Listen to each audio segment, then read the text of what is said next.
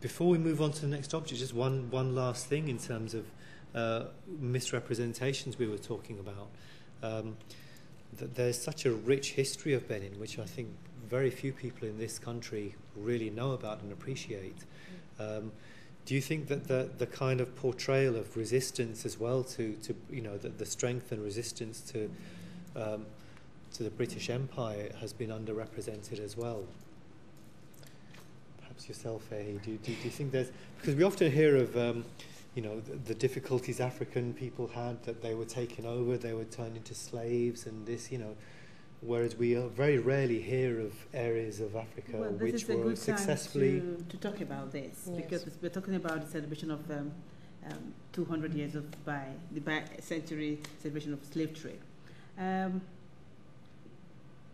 You don't talk about slave trade with African communities without talking about the riverine areas, because it was the riverine chiefs that really had one-to-one contact with the European masters, or the slave masters. Benin Kingdom, yes, was at the coast, but the Obas were so powerful, and they were a little bit, Benin is not like a riverine city or town, it's like an inland, and it was difficult for people to go a little bit inland. I'm sure that was one of the reasons they had, for having that extra stronghold. There was this barrier of having to go interland to get more slaves from the Benin Kingdom. And in Benin today, we have what we call moat all around the city. Yeah. It's like you dig holes all around the city to prevent people from accessing the inner lands. When the white masters came into Africa, when they first visited Africa, they visited the coastal areas, because the ships would come, they would first visit the coastal area. So they had main contact with the fishermen, the chiefs, and the kings on the riverine area. The contact they have with the inner land, where the coastal chiefs played the middleman role between the inner land chiefs and the white men. Okay. So they didn't have a direct contact with the inner lands. But much later, of course, yes, they did. But I think that was much after the slave trade had gone down a little bit. The roots had gone down a little bit, and we were beginning to. But they did try. They tried to do that, but they didn't succeed, because the Benin Kingdom was very powerful, and these men were great warriors.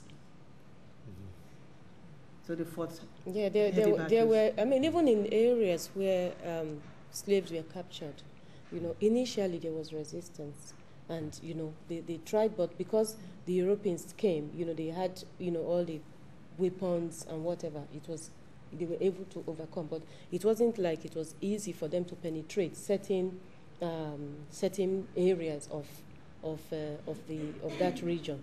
So they met with resistance initially, and that's the kind of resistance she was talking about, because like what he mentioned, the Benin Kingdom they had trenches dug around the city, and those trenches were meant, during the times of wars and everything, even when they were fighting battles, with other kingdoms and whatever, those trenches were meant to protect them and to help them, because when you are coming as an army and you don't know, if you don't know the what's it called, the land of the land, the geography of the area, you find that you just plunge head on into those trenches.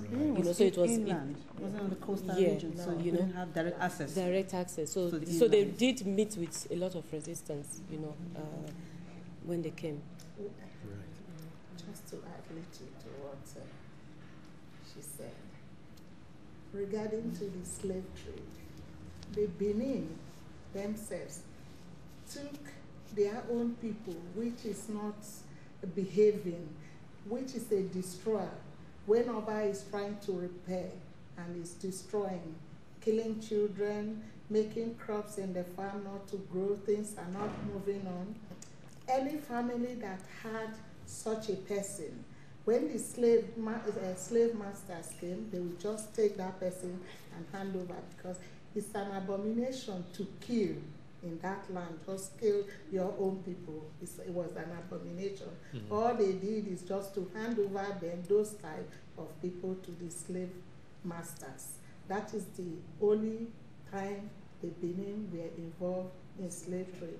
Okay. If you go to Museum Dock in Liverpool, the first talk there, you see a man involved with Benin, one of the European then in them days. You hear what the man says about Benin. And two, we are not here for that today. When James Philip went to deceive, he thought it was wise. He went to Benin, went to the palace, he was welcome, everybody received him, not knowing he had come to Benin to corner the king. This is the time of Ovorani. I'm talking now about 1875 to 1897.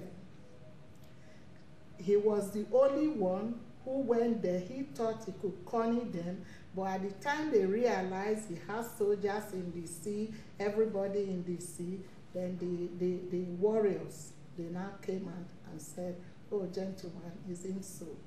We've called you a friend, we've received you, treat you well, you can't come and betray us. Then that is where the Benin massacre came out. You see, all the sheep that went to Benin never came back. Nobody would kill them. They became pregnant overnight, where a man will carry pregnancy and in the morning it's gone. Benin has a way of fighting. And the Benin massacre too, I think is still very fresh in every European's mind till tomorrow.